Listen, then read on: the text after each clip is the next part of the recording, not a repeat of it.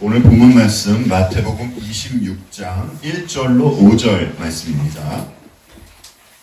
마태복음 26장 1절로 5절 말씀 하나님의 말씀입니다. 제가 봉독하겠습니다. 예수께서 이 말씀을 다 마치시고 제자들에게 이르시되 너희가 아는 바와 같이 이틀이 지나면 유월절이라 인자가 십자가에 못 박히기 위하여 팔리리라 하시더라. 그때 대제사장들과 백성의 장로들이 가야바라 하는 대제사장의 관정에 모여 예수를 흉계로 잡아 죽이려고 의논하되 말하기를 밀란이 날까 하노니 명절에는 하지 말자 하더라. 오늘 본문은 예수님께서 이 말씀을 다 마치시고 라고 시작합니다. 예수님께서 다 마치신 말씀은 최후의 심판에 대한 말씀이셨습니다. 주님은 제자들에게 이 날이 반드시 임할 것이니 잘 준비하라는 당부의 말씀도 하셨죠. 그리고 마지막 심판의 날에는 양과 염소가 진짜와 가짜가 나누어지게 될 것이라고 말씀을 하셨습니다. 그런데 양과 염소에게는 이미 준비되어 있는 것이 있다는 것도 말씀을 해주셨죠. 양에게는 그들을 위해 준비된 하나님 나라가 있습니다. 이들은 이것을 상속받는 것이에요. 그러니까 주께서 말씀하신 양은 예수님의 자녀들이라는 것입니다. 그리고 염소는 영원한 불이 타오르는 그 무서운 곳이 준비되어 있다라는 것이에요. 주님은 이 말씀을 하시고 이제 주제를 바꾸어서 제자들에게 또 어떠한 말씀을 하십니다. 그 말씀은 예수님께서 이제 십자가에 못 박히신다는 말씀이에요. 언제 어떻게 십자가를 지시는지에 대한 말씀입니다. 자, 그런데 본문 2절 말씀을 보면요, 주님은 제자들에게 너희가 아는 바와 같이 이틀이 지나면 유월절이라 하는 말씀을 하세요. 주님은 왜 제자들이 이미 알고 있는 유월절에 대해서 언급을 하셨을까요? 성경에 나타난 주님의 호칭은 굉장히 많습니다. 그리스도, 인자, 주, 굉장히 많은 호칭이 있어요. 이 중에서 이런 호칭도 있습니다. 고린도전서 5장 말씀을 한번 보십시오. 너희가 자랑하는 것이 옳지 아니하도다. 적은 누룩이 온 덩어리에 퍼지는 것을 알지 못하느냐. 너희는 누룩 없는 자인데 새 덩어리가 되기 위하여 묵은 누룩을 내버리라. 우리의 유월절 양 곧 그리스도께서 희생되셨느니라. 사도 바울이 예수님을 어떻게 소개하죠? 유월절 양으로 소개합니다. 바울은 왜 예수님을 유월절 양으로 소개하셨을까요? 하나님께서 모세를 통해 애굽에 내린 재앙 가운데 그 처음 난 것을 치는 그런 재앙이 있지 않습니까? 이 재앙으로 애굽에서는 그야말로 곡소리가 났습니다. 그런데 이 재앙 속에서도 처음 난 것, 그러니까 장자를 잃지 않는 가정이 있었어요. 이 가정은 하나님의 말씀에 따라서 어린 양이나 염소를 잡아서 그 피를 즉 문설주와 인방에 바른 집이었습니다. 그래서 애굽의 장자를 치는 사자가 어떤 집에 그 문설주와 인방에 피가 발려져 있는 것을 보면 유월한 것이에요. 그냥 넘어갔다는 것입니다. 그 피를 보고. 여기서 유월절 명칭이 이제 생겨난 것입니다. 그러니까 유월절은요, 기념하는 절기입니다. 하나님이 이스라엘 백성을 애굽에서 구원하신 것을 말입니다. 그리고 흥미로운 것은요, 이제 6월절이 되면 제사에 쓰이기 위해서 오후 3시부터 성전에서 잡던 것이 있었어요. 그것이 양들입니다. 양들이 오후 3시만 되면 성전에서 죽임을 당했습니다. 그런데 여러분, 예수님도 바로 그 시각에 십자가에서 목숨을 거두신 거예요. 그러니까 출애굽기에서 보여줬던 그 유월절은 어떤 실체를 가리키고 있던 그림자였던 것이에요. 여러분, 이 그림자가 가리키고 있던 게 무엇입니까? 예수 그리스도의 십자가를 가리키고 있던 것입니다. 이스라엘 백성의 집에 발려졌던 그 피가 그 가정 안에 있는 사람들을 살렸듯이 6월절 어린 양으로 오신 예수 그리스도의 보혈이 그리스도를 믿는 이들을 살리는 것이에요. 그런데 여러분, 우리가요, 이 부분에 있어서 한 가지 꼭 짚고 넘어갈 사항이 있습니다. 성경이 말하는 바가 그리스도인은 새로운 존재가 되었고 새로운 피조물이 되었고 새 생명을 얻은 자들이다 라고 해요. 저와 여러분이 진실한 마음으로 예수 그리스도를 믿고 있다면 우리는 새로운 존재로서 새 생명을 얻은 자들입니다. 그래서 다시 말씀드리지만 그리스도인들에게 있어서 죽음은 죽음이 아닌 것이에요. 세상 사람들이 말하고 세상 사람들이 생각하는 그 죽음이 아닌 것입니다. 그리스도인에게 있어서 죽음은 육신의 장막을 벗는 것에 불과한 것이에요. 그렇다면 그리스도인들은 어떻게 새 생명을 얻었을까요, 여러분? 이것을 한번 여러분과 생각해 봤으면 합니다. 하나님께서 생명이시니까 하나님이 죽어있던 그리스도인들에게 그들에게 생명을 불어 넣으셔서 그래서 새로운 생명이 생긴 것일까요? 어떻습니까, 여러분? 그것이 아니라 예수님께서 그리스도인들의 죽음을 끌어안으시고 그리고 죽어주셨기 때문에 그리스도인들에게 새로운 생명이 생긴 것이에요. 비슷하게 들리는 말일지도 모르지만요, 여러분, 이것은요 완전히 다른 이야기입니다. 그러니까 우리에게 새 생명이 주어진 것은 누구의 죽음이 있었기 때문에 생명이 주어진 것이에요. 그 죽음이 누구의 죽음이었습니까? 성자 하나님이신 예수 그리스도의 죽음입니다. 그 하나님께서 죽어주셨기 때문에 저와 여러분에게 생명이 있게 된 거예요. 여러분에게 한 가지 여쭤볼게요. 사람들이 구원은 거저 주어지는 것이라고 하잖아요. 여러분, 구원이 정말 거저 주어지는 것입니까? 예. 우리 측에서 보자면요, 구원은 거저 주어지는 것이에요. 우리는 믿음으로 거저 받는 것입니다.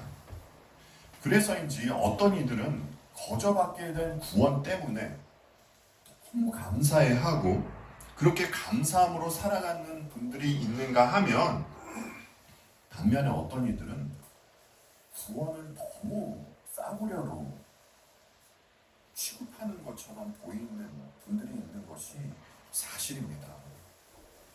그런데 여러분, 하나님 입장에서 보자면요, 하나님은요 엄청난 대가를 치르시고 우리들에게 구원을 선물로 주신 것이에요.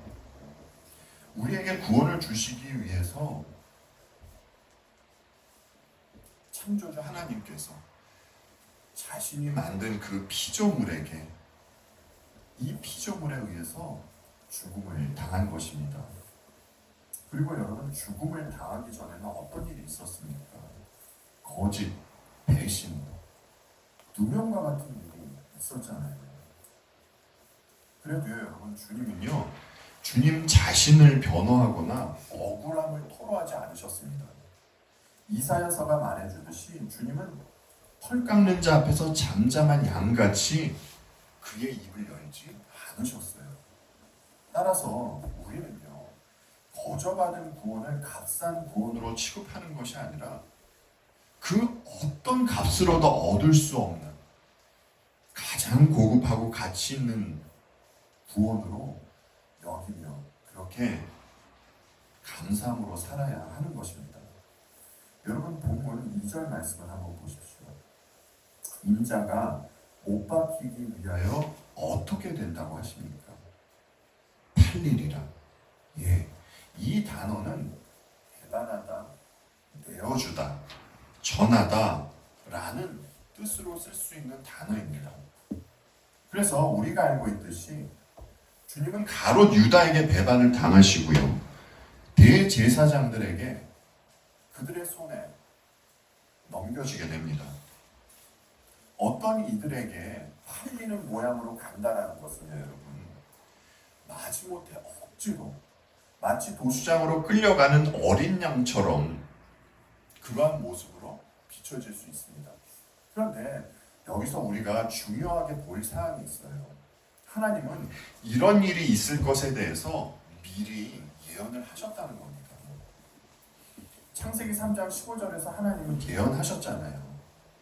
이 예언의 말씀은 여러분들께서 너무나 잘 알고 계시는 여자의 후손이 뱀의 머리를 상하게 할 것이다 라는 예언의 말씀입니다. 하나님께서 이렇게 예언을 하셨으면 이 말씀은 반드시 이루어질 것이고요, 또 반드시 이루어져야만 하는 것입니다. 그래서 우리가 여러분 구약을 보면요, 이 말씀을 지지하는 예언의 말씀들이 무수히 많다는 것을 보게 돼요. 이 중에서 여러분 몇 구절만 보겠습니다. 가령 창세기 49장 10절을 보면요, 임금의 지휘봉이 유다를 떠나지 않고 통치자의 지휘봉이 자손 만대까지 이를 것이다. 권능으로 그 자리에 앉을 분이 오시면 만민이 그에게 순종할 것이다. 유다 가문에서 권능으로 그 자리에 앉을 분, 예수 그리스도께서 오신다는 것입니다. 미가 5장 2절 말씀을 보십시오. 그러나 너 베들레헴 에브라다야, 너는 유다의 여러 족속 가운데서 작은 족속이지만 이스라엘을 다스릴 자가 내게서 내게로 나올 것이다. 그의 기원은 아득한 옛날 태초에까지 거슬러 올라간다. 메시아는 베들레헴에서 태어날 것이라는 것이에요. 이사야 7장 말씀도 한번 보십시오. 그러므로 주께서 친히 징조를 너에게 주실 것이라. 보라, 처녀가 잉태하여 아들을 낳을 것이요 그의 이름을 임마누엘이라 하리라. 메시아가 처녀의 몸에서 나게 된다는 것입니다. 여러분, 지금 우리가 보는 것은요, 오실 메시아에 대한 그 예언을 한 것, 그 말씀들의 빙산의 일각이고요, 구약에는 예수 그리스도께서 오실 것에 대한 예언으로 가득 차 있습니다. 그래서 여러분, 주님이 언제 오셨습니다? 언제 오셨습니까? 언제 어떻게 오셨죠? 이에 대해서 갈라디아서가 이야기를 해주죠. 때가 차네. 그렇죠.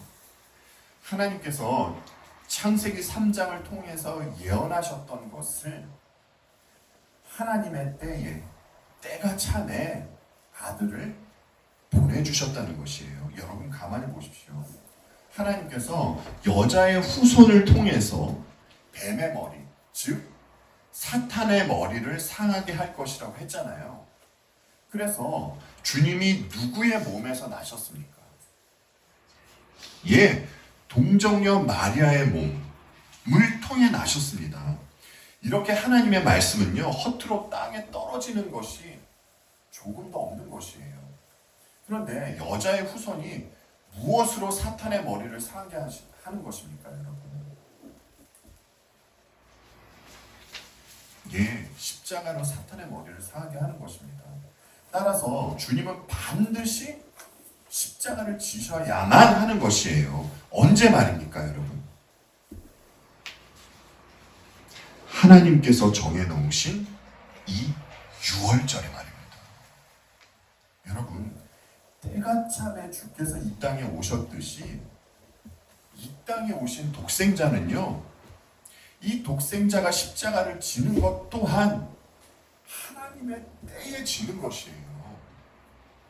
여러분 보세요.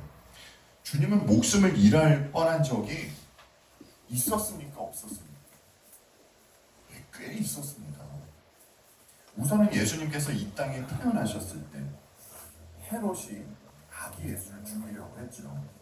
이때 천사의 도움으로 주님과 주님의 식구들은 애굽으로 피신할 수 있었습니다. 그리고 예수님께서 사역을 막 시작하실 때 주님은 고향 나사렛에서 그곳에 있는 사람들의 죄를 지적하셨어요. 그랬더니 어떤 일이 있었죠? 그곳에 있는 사람들이 분을 품고 주님을 산에 있는 낭떠러지에서 밀어 죽이려고 했습니다. 그런데 그들이 예수님을 죽이지 못했어요. 왜죠? 왜 죽이지 못한 것입니까? 예수님께 어떤 그 막강한 힘이 있어서 그들이 죽이지 못했나요? 성경에 보면요, 이런 말씀이 있어요. 이는 그의 때가 아직 이르지 아니하였습니다. 주님이 돌아가실 때가 아니기 때문이에요. 주님의 대척에 있는 사람들이 주님을 얼마나 죽이고 싶어 했냐면요, 여러분, 요한복음 7장 25절을 보면 이런 말씀이 있어요. 예루살렘 사람들 가운데 몇 사람이 말하였다. 그들이 죽이려고 하는 이가 바로 이 사람이 아닙니까? 그들이 죽이려고 하는 이. 많은 이들이 예수님을 죽이려고 했다라는 것입니다. 예수님이 사람들로부터 이렇게 불림을 받기까지 하셨다는 것이에요. 그럼에도 불구하고 주님이 살아계신 것은 당시의 치안이 좋아서가 아니라 예수님께서 어떤 힘이 있어서가 아니라 때가 아직 이르지 않았기 때문이에요. 그러면 여러분, 하나님께서 정하신 때가 언제입니까? 오늘 본문은 2절에서 말해주죠. 너희가 아는 대로 이틀이 지나면 6월절인데 인자가 넘겨져서 십자가에 달릴 것이다. 하나님의 때는요, 6월절이 바로 그날 금요일입니다. 이때가 바로 하나님께서 정하신 때인 것이에요. 사도 바울이 말했듯이 예수님은요 6월절 어린 양이 되셔야만 했습니다. 왜죠? 그렇게 주님이 6월절 양으로서 하나님께 희생 제물이 되어 주셔야만 지금 우리가 이곳에 있는 저와 여러분이 구원을 받을 수 있기 때문입니다. 여러분, 이와 같이 주님의 구원 사역은요, 창세 전부터 계획된 것이고요, 성자 하나님께서 이 계획을 완벽하게 성취하신 것입니다. 여러분, 소위 일터 안에 든다는 머리 좋은 사람들 있지 않습니까?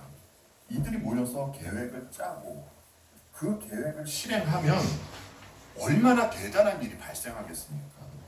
엄청난 일이 일어나게 될 것이에요. 이렇게 천재라는 사람들이 모여서 계획을 하고 그 계획을 실행했을 때 그때 엄청난 일이 발생할 텐데요.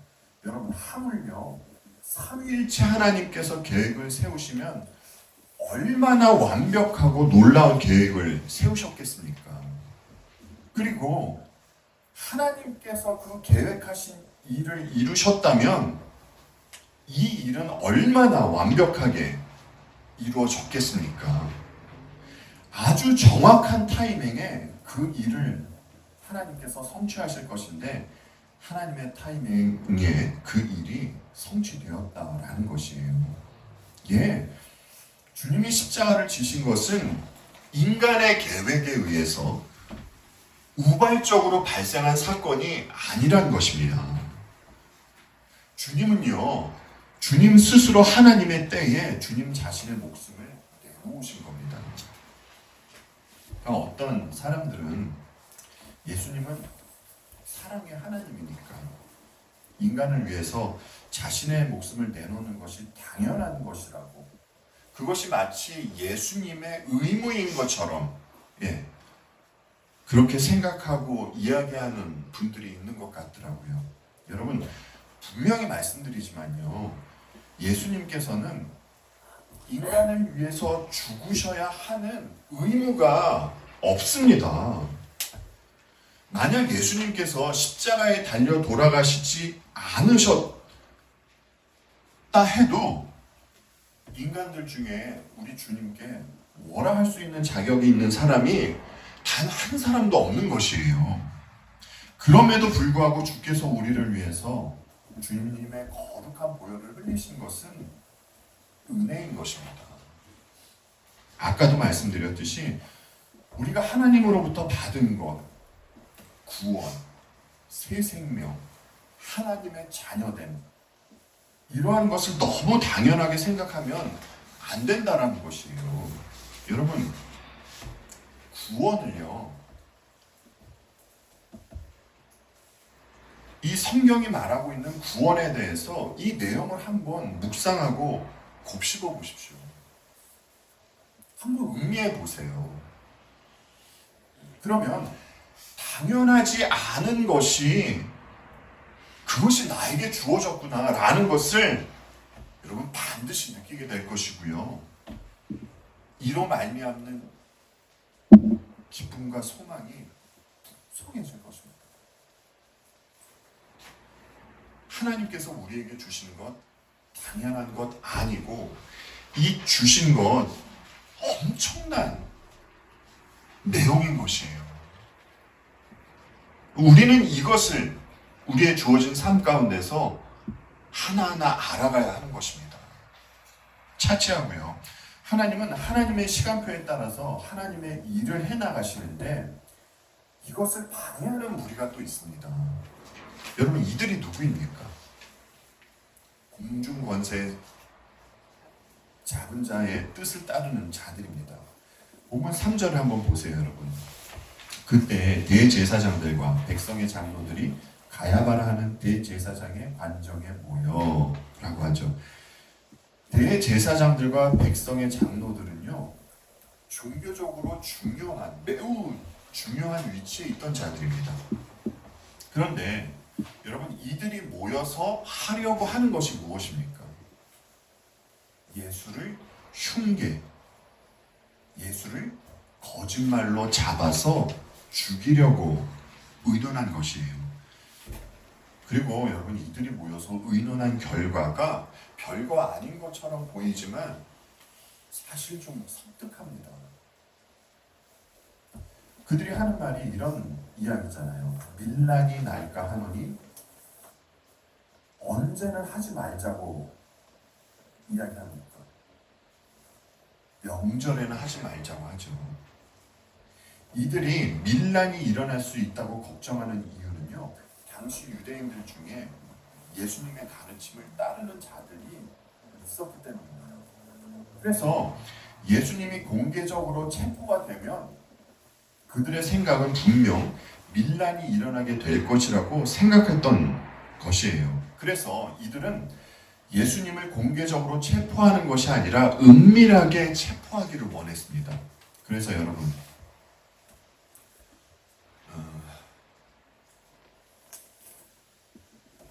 믿는 자들은 믿는 자들과 통하듯이 또 악을 지향하는 자들은 또 그들끼리 통하는 뭔가가 있잖아요. 보십시오. 가롯 유다를 보면 그는 이 사람들의 마음을 알고요, 그들과 거래를 합니다. 은밀한 거래를 해요. 누가복음 22장 말씀을 한번 보십시오. 열둘 중에 하나인 가롯인이라 부르는 유다에게 사탄이 들어가니 이에 유다가 대제사장들과 성전 경비대장들에게 가서 예수를 넘겨줄 방도를 의논하매 그들이 기뻐하여 돈을 주기로 언약하는지라. 유다가 허락하고 예수를 언제 넘겨줄 기회를 찾는다고 하죠, 여러분? 무리가 없을 때에 유다는 대제사장들과 거래를 하고 주님을 그들에게 넘겨주려고 합니다. 그런데 유다가 노리는 기회가 무리가 없을 때를 노리는 것이에요. 대제사장들의 의도를 파악하고 지금 유다가 이런 계략을 꾸민 것입니다. 하나님의 뜻은요, 여러분. 예수님께서 6월절에 십자가를 지시는 것이에요. 그리고 예수님께서 6월절에 십자가를 지셔야만 과거 구약에서 그렇게 가리키던 것, 예언하던 것, 그 모든 것이 성취가 되는 것입니다. 그런데 여러분, 사탄은 어떻습니까? 이를 방해하려고 하는 것이에요. 대제사장들과 장로들의 마음에 밀란이 일어날 것에 대한 마음을 심습니다. 그리고는 예수님께서 6월절에 십자가를 지지 못하도록 방해를 하는 것입니다. 그러나 하나님은요, 가롯 유다의 죄를 사용하셔서 대제사장들과 장로들의 죄를 사용하셔서 결국 6월절 기간에 주님으로 하여금 십자가를 지게 하십니다. 하나님께서 정해놓으신 때 말이죠. 하나님은 유다에게 예수님을 팔라고 강요하지 않으셨어요. 대제사장들에게 민심을 살피면서 사람들의 눈치 보라고 말씀하지 않으셨습니다. 그들 스스로가 본인 판단에 의해서 그리고 예수님을 팔고 사람들의 눈치를 보고 했던 것이에요. 그런데 하나님은 이 모든 일을 도구로 사용을 하셔서 하나님의 뜻을 이루어 가신 것입니다. 그것도 정확한 하나님의 때 말이죠. 여러분, 이것이 하나님께서 하시는 일의 신비인 것이에요. 여러분, 우리가 예수님을 믿고서도 얼마나 많은 죄를 짓습니까? 그런데 우리가 좋아하는 말씀 있잖아요. 로마서를 보면 사도 바울이 무슨 이야기를 합니까? 모든 것이 합력하여 뭐를 이룬다고 하죠?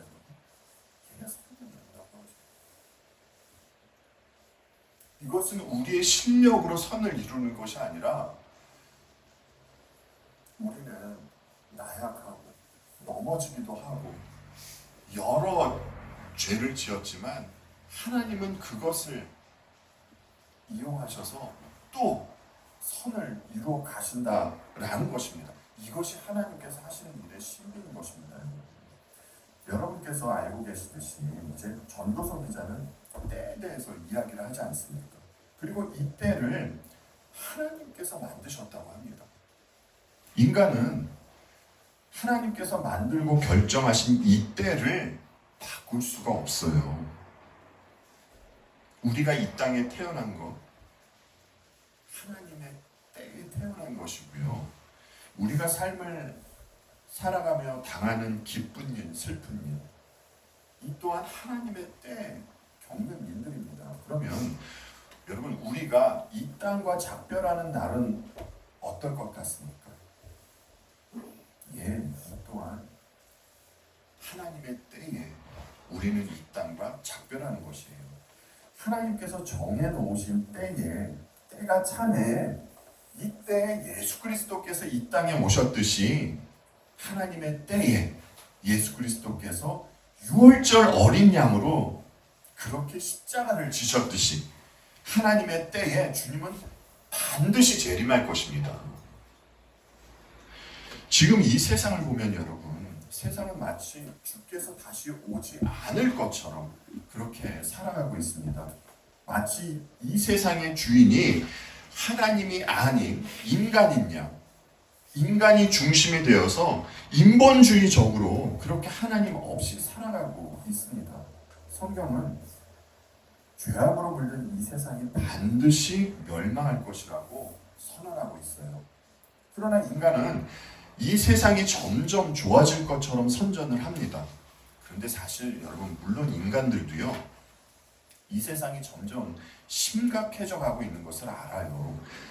그렇게 알면서도 하나님께로 돌이키지는 않으려고 하고 선전은 그럴듯하게 하고 있는 것입니다. 인간은 본능적으로 마지막 날이 있을 것을 압니다. 그래서 이 세상이 멸망하지 않을 것처럼 그렇게 이야기를 하고 선전을 하고 있는 것이에요. 인간이 마지막 날을 못 오게 막으려고 해도 하지만 여러분 그날은 반드시 임할 것입니다. 왜죠? 하나님께서 그 날을 이미 정해놓으셨기 때문입니다. 이 날은 우리의 힘으로 미룰 수도 없고요. 그렇다고 앞당길 수도 없는 날이에요. 여러분 우리 모두가 한 달 동안 금식을 하면서 그리고 합심 기도로 그날을 앞당겨 달라고 그렇게 기도를 하면 혹시 하나님께서 우리의 기도를 들어주실 수도 있는 것 아닌가요? 분명히 말씀드리지만 하나님은요, 하나님의 뜻을 변경하시는 분이 아닙니다. 우리가 기도하면서 우리는 점점 하나님의 뜻을 따라야 하는 자들이지 우리의 뜻에 맞춰달라고 하나님의 뜻을 변경시켜달라고 하는 자들이 아닌 것이에요. 그렇게 간구해도 하나님은 절대 하나님의 뜻을 변경하지 않습니다. 여러분 이렇게 때를 정해 놓으신 우리의 하나님이 어떤 분이십니까? 우리가 몇 주 전에 성경 공부에서 살펴봤죠. 여러분 시편 102편 말씀을 한번 보십시오. 하늘과 땅은 모두 사라지더라도 주님만은 그대로 계십니다. 그것들은 모두 옷처럼 낡겠지만 주님은 옷을 갈아입듯이 그것들을 바꾸실 것이니 그것들은 다만 지나가 버리는 것일 뿐입니다. 주님은 언제나 뭐라고 그러죠 여러분? 한결같습니다. 주님의 횟수에는 끝이 없습니다. 주님의 종들의 자녀는 평안하게 살 것이며 그 자손도 주님 앞에 굳건하게 서 있을 것입니다. 지금 이 시편 기자가 하나님을 어떤 하나님으로 소개하고 있는 것입니까, 여러분? 변치 않는 하나님으로 소개하고 있는 것이에요. 우리는 이렇게 변치 않는 하나님의 손에 붙잡혀 있는 자들이라는 것입니다. 그래서 우리가 구원을 받을 수 있는 것이에요. 여러분 자주 드리는 말씀인데 하나님이요 우리의 어떠함에 따라서 구원을 허락하셨다가 또 다시 취소하셨다가 하면 어떻게 하겠습니까? 그런데 하나님은 이런 분이 아니라 하나님께서 하신 약속을 근거로 해서 그리고 구원을 이루어 나가는 분이시기 때문에 우리가 구원받을 수 있는 것입니다. 그러면 여러분 우리는 이렇게 하나님의 뜻에 따라 때를 정하시고 또 변치 않는 하나님의 손에 붙잡혀 있는 그런 자들인데 우리는 허락하신 이 땅의 삶을 그러면 어떻게 살아야 하겠습니까? 사도 바울이 에베소서 5장에서 이런 말씀을 하죠. 세월을 아끼라. 때가 악하니라. 하나님께서 허락하신 이 때는 잠깐이지만요. 공중권세 잡은 자에게 세상의 통치권을 양도해 주신 기간입니다. 이때에 하나님의 자녀들이 하지 말아야 할 것에 대해서 사도 바울은 이렇게 이야기를 해요. 어리석은 자가 되지 말아라. 하지 말아야 할 것입니다. 술 취하지 말아라. 이렇게 두 가지를 이야기합니다. 무지한 자가 되지 말라는 것이에요. 여러분 호세아서를 보면 백성이 무엇이 없어서 망한다고 하죠? 지식이 없어서. 하나님에 대한 지식이 없어서 망한다고 합니다. 따라서 우리는 성경으로 하나님의 말씀인 성경으로 우리에게 주어진 삶으로 하나님을 알아가는 일에 힘써야 하는 것이에요. 그것이 여러분 세월을 아끼는 것입니다. 그리고 우리가 알아가는 하나님과 늘 함께하며 살아가는 것이 그 삶을 살아가는 것이에요. 그리고 6월절 어린 양으로 오신 주님이 십자가를 지셨기에 우리는 매일의 삶에서 그 십자가를 바라보고 살아가야 하는 것입니다. 여러분, 주님의 십자가를 바라보면 무엇을 알 수 있을까요? 여러분, 예수 그리스도의 십자가를 보면 무엇이 보입니까? 십자가와 거기에 달린 예수 그리스도께서 보이실 것입니다. 그런데 우리는 또 한 가지 더 해봐야 할 사안이 있어요.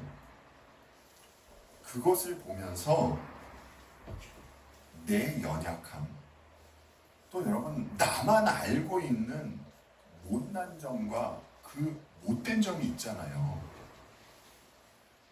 그리고 자기 연민, 이 모든 것이 주님과 함께 죽었다라는 것을 그 자리에서 보고 확인받아야 하는 것이에요.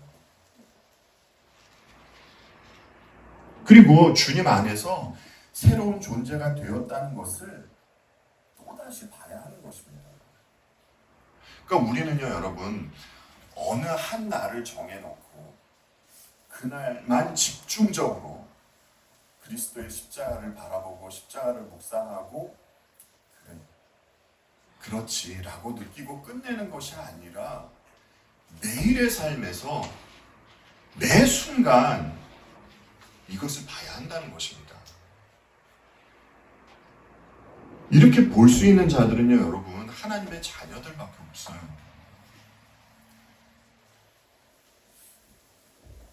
여러분, 우리는 그리스도 안에서 새롭게 된 새로운 피조물들입니다. 그리스도 안에서 새로운 존재가 된 자들로서 말뿐만이 아니라 우리의 삶으로 어린 양의 보혈을 증거하는 자들로 그렇게 아름답게 살아가는 저와 여러분이 되기를 바라며 오늘 말씀을 마치도록 하겠습니다. 네, 기도하겠습니다.